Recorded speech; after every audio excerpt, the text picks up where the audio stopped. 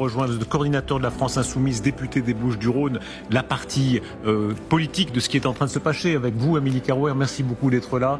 La partie économique, avec s'y ajoute un sens politique dans la bouche du ministre de l'Intérieur qui dit les désordres migratoires débouchent sur d'autres désordres. Est-ce que vous partagez son point de vue? Franchement, il y a aujourd'hui 5 personnes qui sont blessées. Il y a une qui lutte entre la vie et la mort. Voilà, moi, ma réaction, c'est d'abord une pensée pour ces personnes en espérant qu'elles se rétablissent. Mon soutien à la population. Il se trouve que malheureusement ces événements ont eu lieu dans le quartier de Belzins à Marseille qui fait partie de la sûreté et de secours qui sont mobilisés pour faire en sorte qu'il n'y ait pas davantage de victimes. Pour le reste, il y a des enquêtes qui sont en cours. J'ai entendu le procureur le président de la République cherche, comme c'est le cas maintenant depuis plus d'1 an, après la dissolution qui a eu lieu de l'Assemblée nationale l'année dernière, qui a été battue par les Françaises et les Français. Et moi, je vous confirme que je n'ai pas l'intention de participer avec la France Insoumise à des combinaisons politiciennes. Que votre priorité du moment, hors chute du président de la République, c'est de tout faire pour éviter le PS à Matignon. C'est le cas? Mais non, pas du tout. Enfin, bon, d'abord, reprenons les choses, si vous voulez bien, dans l'ordre.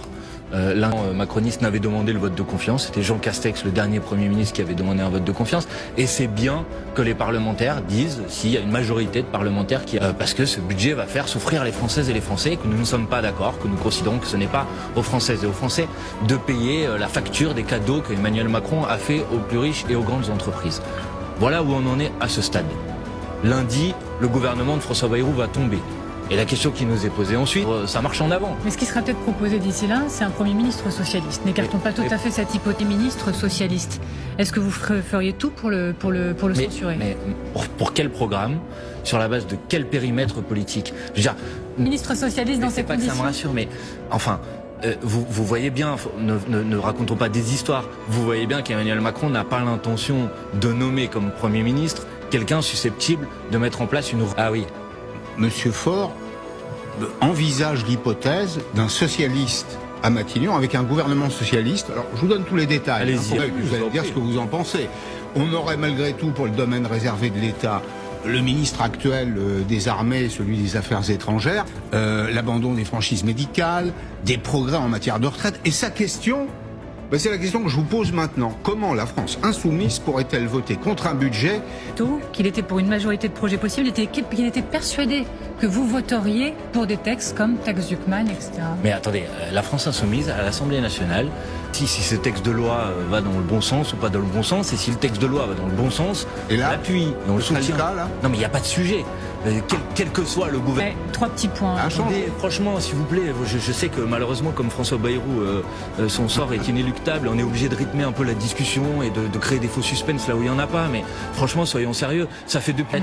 Nous avons déposé cette proposition de loi. Les macronistes ont fait de l'obstruction parlementaire toute la journée pour nous empêcher de voter sur ce sujet. Alors vous pouvez me faire croire maintenant qu'ils sont prêts à nommer un gouvernement qui a l'intention de le faire. Mais franchement, politiciens, j'essaye de proposer une autre solution pour le pays. Et la solution que je mets sur la table, c'est le départ du président de la République, l'organisation d'une présidentielle anticipée qui permet aux Françaises et aux Français de choisir. Alors, j'aurais tellement de questions à vous poser. Là, je vais être limitée par le temps. Mais on va faire une chose que vous... Là, c'est le même résultat que la dernière fois. C'est ce que révèle un sondage.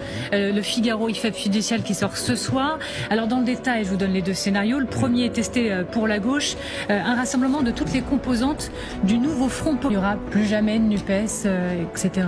Moi, j'ai pas dit qu'il n'y aurait plus jamais. Mais je vous pose la question du Front populaire. Et je pense que le programme du nouveau Front populaire, qui a été défendu, parce que pour ma part, et contrairement à Olivier Faure, en l'occurrence, moi personnellement je n'ai pas abandonné le programme que j'ai défendu l'année dernière devant les électrices et les électeurs. Donc après je vois bien que le Parti Socialiste n'a plus l'intention de défendre ce programme. Donc c'est à eux qu'il faut poser cette question, mais moi personnellement je suis favorable. Allez, je le mets de côté pour une fois pour vous faire plaisir, même si je n'y crois pas une minute. Parce que la dernière fois il y avait 27 sondages sur 27 qui disaient que c'était le Rassemblement National qui allait gagner. Et finalement c'est pas le Rassemblement National qui allait gagner. Mais mettons ça de côté. Vous voyez bien que... C'est une perte de dynamique de votre côté. Oui, deuxième scénario. Ça, vous savez, j'ai retrouvé un sondage au lendemain de la dissolution, de l'annonce de dissolution. À la fin de la campagne, on a fait beaucoup plus. Est-ce que je peux mener une négociation? Je peux mener une négociation avec Darius Rochebin. Je peux encore poser une question sur la démission? Allez-y. Beaucoup de gens, même si on n'est pas du même point de vue politique, on cherche la solution qui permet de permettre au pays de repartir de l'avant. Et on voit bien que les combinaisons politiciennes, on a un peu discuté de ça, elles sont pas sérieuses, elles sont pas crédibles. On voit bien que la démocratie, c'est un moment quand il y a une situation de blocage, que les Françaises et les Français puissent débloquer la situation. Et donc vous avez raison, il y a de plus en plus de personnes qui disent la même chose que ce que nous disons depuis le début, c'est de construire un rapport de force avec le président de la République pour obtenir son départ, tout simplement. Donc le but, c'est sa destitution. Moi, en tout cas, je pense que ça doit permettre d'obtenir les résultats le plus rapidement possible. Alors je sais que ça sera pour des gens des difficultés. Mais à la fin, ils y gagneront, parce que tourner la page de la politique d'Emmanuel Macron, c'est mieux. Cet après-midi, ça a été assez spectaculaire. Ça fait d'ailleurs au cours d'une émission, nous étions en plateau. En moins d'une heure, ça a augmenté de 50 points de base. Bien. Les marchés sont sans ambiguïté. Ils ne financeraient pas une politique qui augmente l'argent. Mais bon, Pascal Perry, franchement, d'abord, le catastrophisme auquel se livre... Attendez, je vais vous répondre. Ouais. Le catastrophisme, j'allais pas parler de vous en l'occurrence, auquel se livre Monsieur Bayrou depuis maintenant plusieurs jours. J'ai entendu Monsieur Moscovici il y a quelques heures sur une autre antenne dire il faut pas non plus dire que le FMI est aux portes de la France. Et j'ai entendu des gens dire attention parce que à la fin il y a des risques de écartons panique, ces paroles etc. qui sont parfois inutiles pour en Monsieur Perry, quand la France émet un titre de dette, il y a 3 acheteurs pour un titre de dette. En ce moment, oui. Bon, donc on n'a pas de problème pour se financer. Non. Aujourd'hui, début des années 2000. C'est exact. Bon, tout ça... C'est juste. Bon, merci de le dire. Oui. Donc, c'était 55 milliards d'intérêts d'emprunt à la fin du mandat de Sarkozy, c'est à peu près la même chose aujourd'hui. Exactement. Avec des taux différents et une situation... Raison sur ce point, parce qu'on va essayer de se parler pour avancer ensemble dans la discussion. Il y a un déficit qui est un déficit important. Oui. On est à plus de 5% de PIB. Il faut avoir une politique qui permet de réduire ce déficit. Mais il faut pas le faire en faisant paniquer tout le monde. En fait, ça sert à rien. Donc, d'abord, pour avoir les bonnes réponses, il faut avoir le bon diagnostic. Mais politiquement, en un mot, vous trouvez que ça a été mal géré, y compris sur le terrain? La stratégie de c'est moi ou le chaos et produit précisément des risques de déstabilisation financière. Oui. Ensuite, Monsieur Bayrou dit ça va être un vote pour un accord sur le diagnostic. Mais moi, je suis pas d'accord avec son diagnostic. Je suis de l'État en pourcentage du PIB a baissé. C'est pas les dépenses publiques en pourcentage du PIB qui ont augmenté depuis qu'Emmanuel Macron est arrivé au pouvoir. C'est les recettes qui ont baissé. Il y a deux façons de voir les choses. Vous avez des euros qui ont été rendus aux ménages, on a une partie aux entreprises. Notre problème, c'est d'être mathématicien, numérateur, dénominateur, c'est qu'on produit pas assez. Attendez. C'est que la quantité de production créée n'est pas suffisante. Si la part dit que si on veut répondre à cette situation, il faut rétablir des recettes, premièrement, et deuxièmement, il faut faire l'inverse de ce que propose de faire M. Bayrou. Parce que ce que propose de faire M. Bayrou, c'est une politique de compression de la dépense publique, de baisse du pouvoir. Et c'est une politique qui se traduit par de la récession économique. M. Perry, le budget de cette année de M. Bayrou, il a diminué la croissance par 2. Oui, mais il passe. Les gens, ils ont moins d'argent pour consommer, ils vont moins au restaurant. Quand ils vont au restaurant, tout le monde l'a vu. Moi, j'étais sur ma circonscription à Marseille cet été. Les gens, ils prennent pas de dessert au restaurant parce qu'ils n'ont pas les moyens. Ils vont pas chez le coiffeur, ils vont pas au cinéma. Et à la fin, ça se traduit par des difficultés économiques pour des artisans, pour des restaurateurs. Et donc, la situation économique du pays, elle est difficile. Donc, M. Perry, de remplir le frigo des Français. Mais c'est pas à l'État de remplir le frigo des Français, mais c'est pas à l'État de le vider. Donc, vous pensez que c'est posé comme M. Bayrou un budget qui va se traduire par le fait qu'on va prendre de l'argent aux retraités, prendre de l'argent aux bénéficiaires de l'allocation adulte handicapé, prendre de l'argent aux chômeurs, mettre plusieurs centaines de milliers de personnes supplémentaires dans l'impôt sur le revenu. Monsieur le député et Pascal Perry, on arrive au terme, monsieur le député. On arrive déjà au terme. Mais vous reviendrez. Je termine en 2 phrases, d'accord? Donc oui, il faut des recettes supplémentaires et ensuite il faut une politique qui est une politique de relance écologique et sociale. Donc des investissements publics dans la transition. Plus de l'État qu'il ne lui donne. Oui.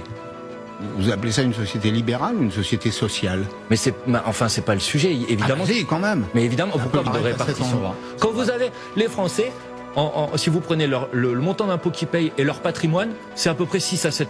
Et on propose une taxe, la taxe Zuckman, pour que ça soit au moins 2%. On nous dit, c'est confiscatoire. Au moins que les ultra-riches contribuent un petit peu à la solidarité nationale. Manuel Bompard, dans un moment difficile. On va revenir au... ça me paraît pas être un programme totalement illusoire, et en plus c'est un programme qui aura un résultat économique positif. Monsieur le député, on va revenir, et vous reviendrez. Avec plaisir, je veux juste dire une chose. Allez-y. Et vous n'en êtes pas responsable, je veux quand même que ça soit dit. C'est que votre antenne, vous aviez proposé un débat ce soir. avec différents chefs de parti. J'ai pas de problème maintenant. Alors vous adressez à qui? C'est un appel, je le dis franchement. Parce Gabriel Attal. Moi je cache pas. Jordan Bardella. Regardez, Manuel Bompard. Regardez les yeux là. Venez débattre. Alors on est dans un moment qui est un moment politique. À qui vous dites ça? Gabriel Attal. On est dans un moment qui est un moment, tout le monde le sait, qui est un moment important de la vie politique de notre pays. Et les autres. Moi je crois à la démocratie. Très bien. Donc à la fin, les gens puissent trancher entre les différentes options politiques. Et pour ça, ils avaient quand même passé un bon moment avec nous. Mais je suis très content d'en avoir. Pas gentil ça. Non, ça m'a fait plaisir d'être avec vous. Ah, quand même. Ça m'a fait plaisir d'être avec vous. Mais admettez l'idée que c'est aussi bien qu'on puisse avoir des moments de débat. Un mot de réaction encore, on va entendre. Je rappelle quand même que l'année dernière, on disait tous la même chose. On avait une candidate pour être à la fonction de Première ministre, pour porter un programme, le programme du nouveau Front Populaire. Maintenant, Monsieur Faure, il nous dit le programme.